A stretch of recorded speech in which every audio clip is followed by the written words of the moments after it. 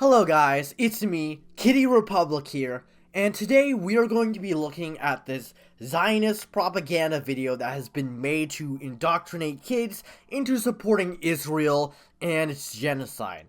If you don't know who PragerU is, they are basically this conservative, although I would argue far right, since they defended historical slavery and the atrocities against the Native Americans that created America. Is a university in America founded by Zionists Dennis Prager and Elin Estrin. And, they really push this pro-capitalism, pro-nationalism, aka Zionism. And the video we're going to be debunking today is called Theodore Herzl, Visionary of Modern Israel, Leo and Layla's History Adventures, PragerU Kids. But without further ado, let's get straight into the video.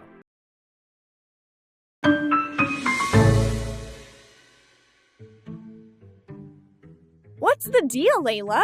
You've been looking at that globe all afternoon. I'm confused. Today, my teacher said that Israel became a country after World War II, but we know from Sunday school that Israel was a country 2,000 years ago.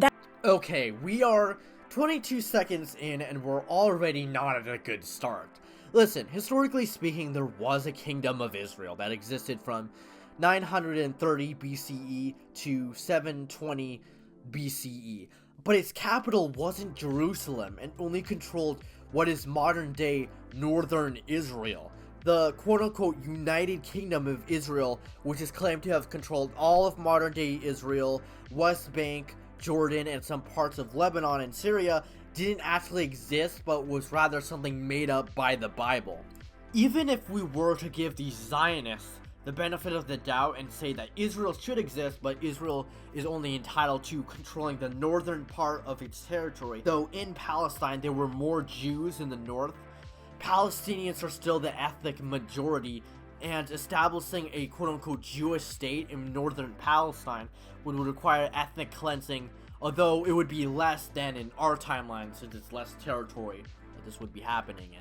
And the idea that Israel should exist based on a prehistoric kingdom is silly considering how much the ethnic makeup of the region of Palestine has changed since 2,000 years ago.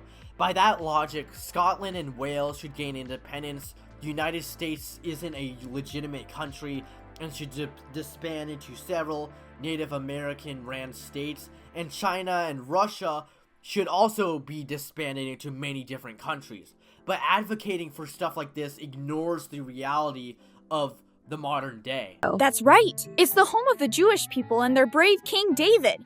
So what's the problem? If the Jewish people had their own country, how did they lose it? And why did it take Israel so long to be a country again? Great questions. I never thought I'd say this, but even I don't know the answer. Imagine that, Leo. History is so complicated. I'm too busy for this right now. But now I'm curious. Come on, we have to find out. I don't know, Leo. I've got a lot of other homework. Oh, please. I bet there's someone who can.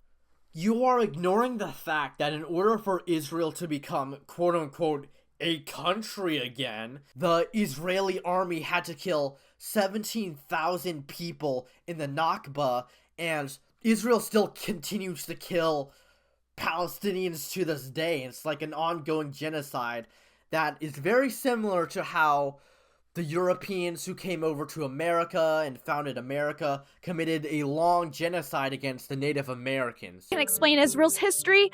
Purdy, please. Oh, all right. Middle East, here we come.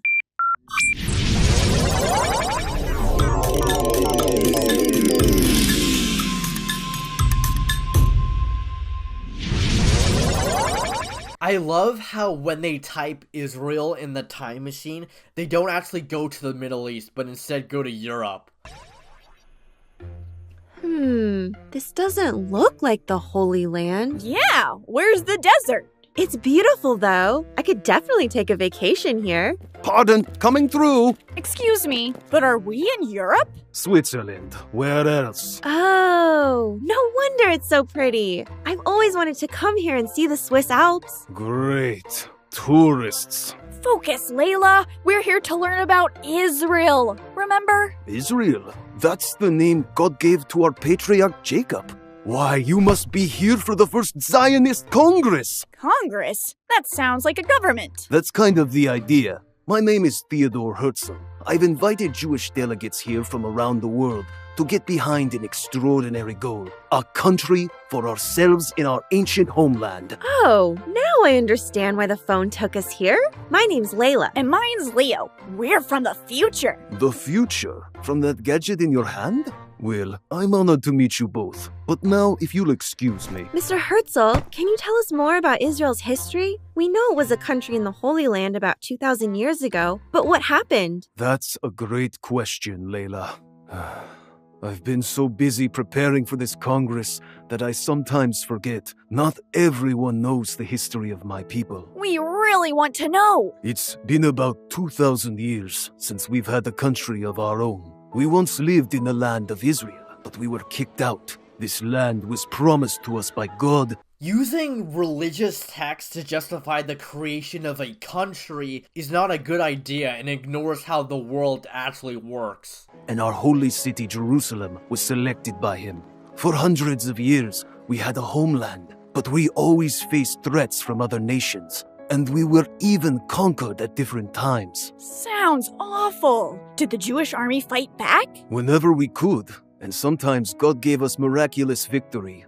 But we were small in number, and we lost control of our land. First, it was the Assyrians, then the Babylonians, who destroyed our first temple. Then there were the Romans, who destroyed our second temple and forced most of us to flee. Since then, we've settled in many far-off places. But we've always remembered Israel as our only God-given home. That's so sad. I didn't know the Jewish people were homeless for that long. I don't care how many times you repeat, this land was promised to us by God. Saying that over and over again doesn't make it true and doesn't justify committing a genocide against an entire people just so that you could create a Jewish ethno-state. We call it the diaspora, which means scattered all over the world. Since leaving home, my people have lived in many different places. Today, millions of us live here in Europe, and some are leaving for America. That's right. We've got a lot of Jewish people in America. I'm glad to hear that, and I hope the new world has been kinder to them than the old one. Why do you say that? The Jewish people have suffered a lot. Even though many of us are smart, skilled, and eager to help our countries, we've often faced terrible persecution where we live. Again and again, we've been singled out for our faith, our race, our success, or simply for being an easy target. That's so awful. Okay, so I'm not gonna deny the Holocaust. The Holocaust did happen and it did kill millions of Jews, or deny that anti-Semitism is real, but you can't use the Holocaust to justify the creation of Israel because you can't create Israel without ethnic cleansing of another group of people. Before Israel was created, Jews in Palestine were a minority, not a majority. So in order to create a Jewish state in a majority non-Jewish region, Zionists had to do an apartheid and a genocide, which isn't morally right, and the Holocaust doesn't make it right. And I know that there will be people who will argue that Palestine isn't a real country and instead it's an Arabic project or something, but that just isn't true. And the name Palestine doesn't come from Romans who named it such to make Jewish people mad, and it doesn't mean invader. To quote Britannica, the word Palestine derives from Philistine, the name given by Greek writers to the land of the Philistines, who in the 12th century occupied a small pocket of land on the southern coast between what are now Tel Aviv, Yaffo, and Gaza. However, the modern-day Palestinian people are not ethnically the same as Philistines, but rather Palestinians are ethnically tied to Canaanites, Arabs, and other Levant peoples. My whole argument here is that the region that Zionists want to create a Jewish state is not entirely Jewish. Yes, Jewish people have some ties to that land, but it's not enough to justify the creation of a full ethno-state. Palestinians are indigenous to that land, And even then, there are other ethnic groups that are also indigenous to that region who aren't Jewish or Palestinians. But to use the Holocaust as a justification to commit a genocide against the Palestinian people and other non-Jewish people is just wrong. Two wrongs don't make a right, and genocide is wrong no matter if the person who is doing it is white or Jewish. There are even Holocaust survivors who don't support Israel's actions against Palestinians. What we should advocate for is for one united Palestinian secular federal republic where Jewish people have autonomy. It's much of history, but wherever we've gone, faith in God and memories of our homeland encouraged us. There really is no place like home. You can say that again. I can't imagine feeling hated and persecuted all the time. That must be why you're trying to raise support to create a country for your people to be safe. I'm glad you understand. Many do not, and trying to convince them is an uphill battle. Why is that? Many of us Jews feel like we do not need another country. After all, we love the countries we are born in, and we are dedicated to our lives here in Europe. That makes sense. I wouldn't want to leave the country I was born in. That's right, Layla.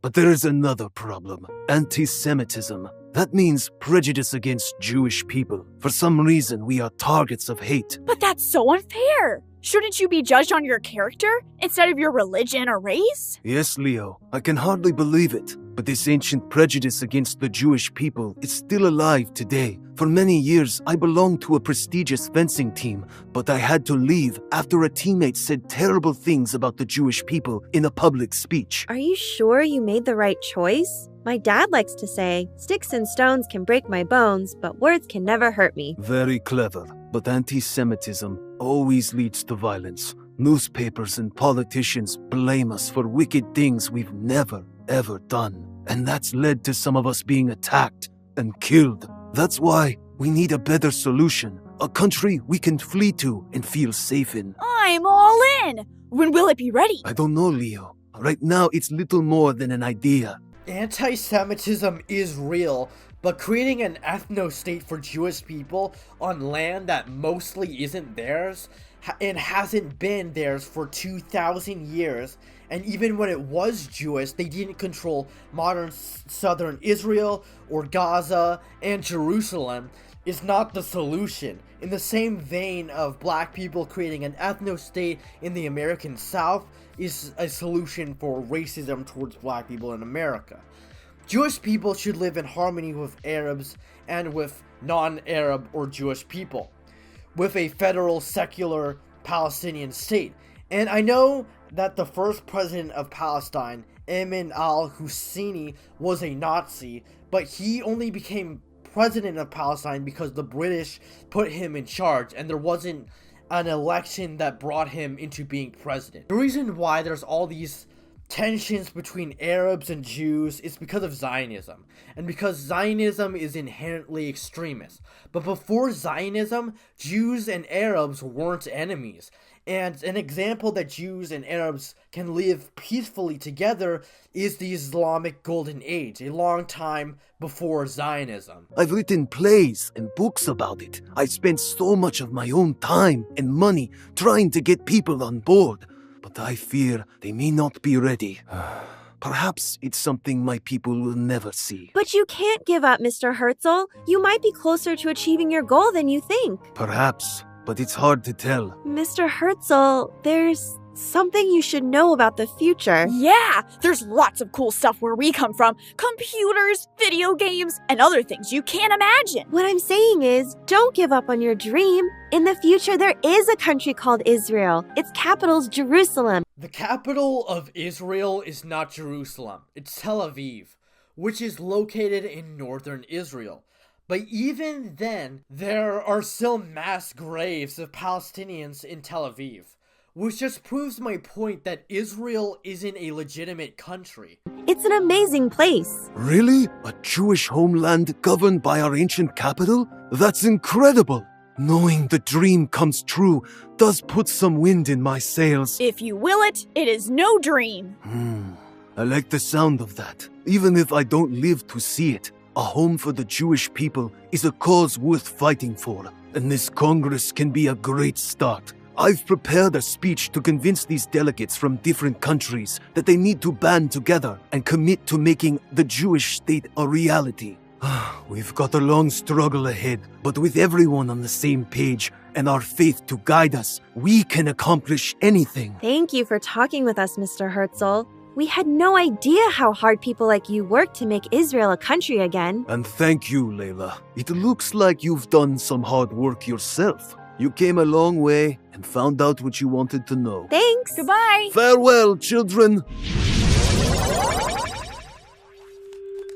There, all set. Looks great, but where did it come from? My friend Hannah, her family had me over for Shabbat dinner. When I mentioned some of the things I learned from Mr. Herzl, they gave me this map. Nice. I am glad that this map at least shows Palestine. Although, considering that they have been asserting this entire video that Palestine doesn't exist and have been ignoring the reality of their ties to the land, that isn't really much of a compliment. Also, the Golan Heights is in Israel.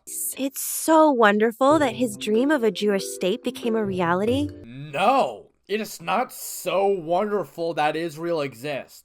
Israel is on the path of becoming a fascist dictatorship, which in terms means that if anything bad happens to the Jewish people and they go move to Israel, they're not going to have a good life in Israel because Israel will be an authoritarian regime.